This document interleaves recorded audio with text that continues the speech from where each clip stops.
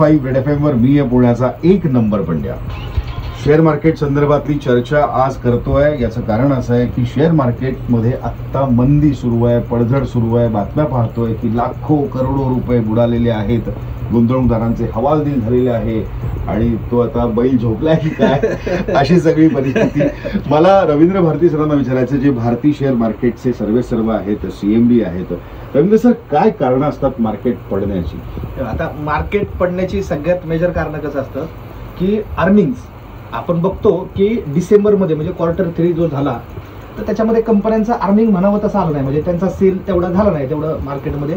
तर सगळ्यात मेजर कारण हे की Q3चे अर्निंग्स एवढे पॉझिटिव्ह नव्हते, त्याच्यामुळे मार्केट थोडंसं पडलं होतं. आता कसं असतं, जनरली बजेट नंतर मार्केटमधला उत्साह कमी होतो. कुठल्याही झालं तरी बजेटमध्ये धोरणं असतात, एक उत्साह असतो बजेट नंतर. आणि दरवर्षीच असं होतं, बजेट झाल्यानंतर मार्केट बऱ्यापैकी थोडंसं शांत असतं. जोपर्यंत म्हणजे Q3चे मार्चचे रिझल्ट येत नाही तोपर्यंत मार्केट बऱ्यापैकी थंडच असतं. म्हणजे असं जनरल ते हेच आहे. आपण जसं म्हणतो दिवाळीमध्ये काही वस्तूंची तेजी असते, काही वस्तूंचे हे असतात, AC उन्हाळ्यामध्ये चालतात किंवा हे सीझन म्हणतो आपण.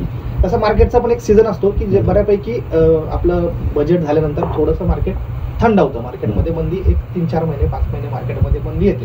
तर हे डोमेस्टिक रिझन आहे की आपला थोडासा सेल कंपन्यांचा मागच्या क्वार्टरमध्ये कमी होता, त्याच्यामुळे मार्केट आपल्याला पडलेलं बघायला मिळालं. दुसरं म्हणजे आपल्या सध्या काय होतं, FIIचं सेलिंग खूप मोठ्या प्रमाणावरती होतं. FII म्हणजे फॉरेन इन्स्टिट्यूशनल इन्व्हेस्टर, जे आपल्या इंडियामध्ये मोठ्या प्रमाणावरती फॉरेनचे म्युच्युअल फंड म्हणजे इन्व्हेस्टमेंट बँकर्स, बँका मोठमोठ्या, वित्त संस्था, इन्शुरन्स कंपनी ज्या भारतामध्ये इन्व्हेस्ट करायच्या, कारण आपल्याकडे इंटरेस्ट रेट वगैरे किंवा आपल्या मार्केटमध्ये रिटर्न चांगले होते. आता अमेरिकेमध्ये काय झालं की अमेरिकेमध्ये आता इंटरेस्ट रेट वाढले. पूर्वी आपण म्हणायचो, ऐकायचो की 0.5% 1% तिकडे लोकांना व्याज मिळायचं, त्याच्यामुळे ते फंड कुठे लावायचे, इकडे आपल्या इमर्जिंग कंट्रीजमध्ये ते आपल्या लावायचे की डेव्हलपिंग कंट्रीजमध्ये. पण आता काय झालं, तिकडे 4% व्याज मिळायला लागले. म्हणजे घरामध्ये जर 4% व्याज मिळायला लागले तर लोक बाहेर कशाला हे करतील. तर इंडियामधला पैसा म्हणून डोमेस्टिक, त्यांच्या डोमेस्टिक मार्केटमध्ये US मध्ये इन्व्हेस्ट व्हायला लागला, त्यांच्या बॉन्ड्समध्ये. कारण चांगले इंटरेस्ट रेट त्यांना तिकडे, अर्निंग्स त्यांना चांगलं मिळते, त्यांना तिकडे सेफ्टी वाटते आता इन्व्हेस्टमेंट करणं. बरोबर. तर तो एक सगळ्यात मोठा मुद्दा आहे की FIIचं सेलिंग मोठ्या प्रमाणावरती होतंय. आणि मार्केट पडल्यामुळे काय होतं, SIPचा फ्लोही थोडासा, आपल्या डोमेस्टिक SIPचा फ्लोही कमी झालेला आहे. आपण बघतोय 40 लाख लोक दर महिन्याला विड्रॉल करतायत SIP. तर माझं लोकांना सांगणं आहे, कृपा करून SIP बंद करू नका, SIP चालू ठेवा. मंदी ही संधी असते. तुम्हाला आज समजा आपलं 1 डझन आंबे जर 1000 रुपये डझन असेल तर आपल्याला 12 आंबे मिळतात 1000 रुपयात. बरोबर. हेच 500 रुपये डझन आंबा झाला तर तुम्हाला 24 आंबे मिळणार आहेत ना. बरोबर.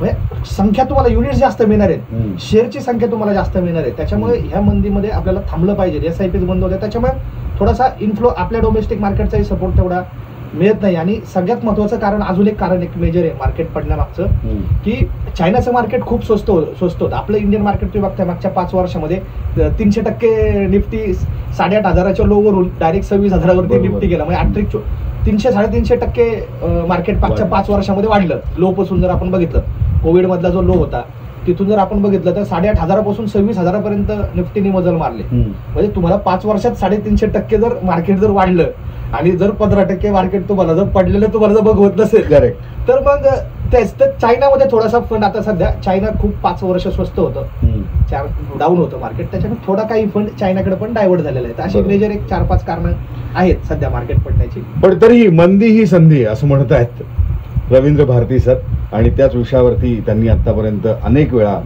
मतं व्यक्त केलेली आहेत. बोलूया सुपरहिट्स 93.5 रेड FM वर भारतीय शेअर मार्केटचे सर्वेसर्वा CMD रवींद्र भारती आज आहेत पुण्याच्या एक नंबर बंड्याबरोबर. बजाते रहो.